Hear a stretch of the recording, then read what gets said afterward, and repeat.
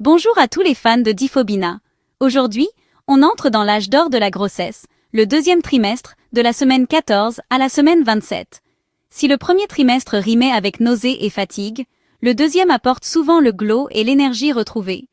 Et surtout le premier contact avec bébé. Allez, on décortique ça ensemble. Étape 1, le développement de bébé. Semaine 14 à 17. C'est un véritable chantier de construction dans votre ventre. Bébé commence à bouger ses doigts et ses orteils, et fait même de petites grimaces et étirements. Ses sourcils commencent à pousser, et ses cheveux aussi.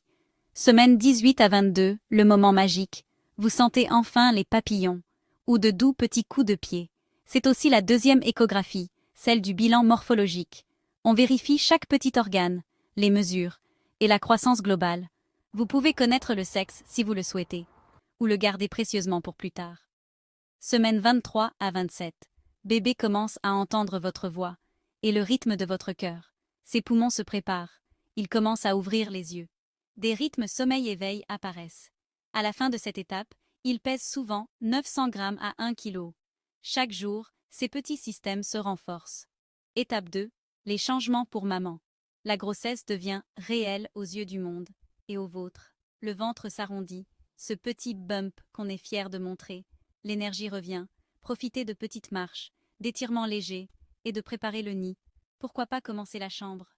Les petits défis, votre corps change. Quelques douleurs lombaires, des gencives plus sensibles, des brûlures d'estomac ou des crampes aux jambes. Étape 3. Le conseil de Difobina. Parlez à votre bébé, il vous entend. Lisez-lui des histoires ou chantez des cantiques. Dieu vous a choisi pour porter ce petit cœur de Jésus. Comme le dit le psaume 139, « Tu m'as tissé dans le sein de ma mère ». Gardez vos rendez-vous prénataux. Mangez équilibré. Hydratez-vous bien. Reposez-vous quand votre corps le demande. Appelez en cas de douleur intense, de saignements abondants, de perte de liquide ou de fièvre. Et si les mouvements de bébé diminuent soudainement. Merci d'avoir suivi ces semaines 14 à 27. Likez. Abonnez-vous. Partagez votre expérience. À quelle semaine avez-vous senti bébé bouger pour la première fois? Hâte de lire vos beaux jalons.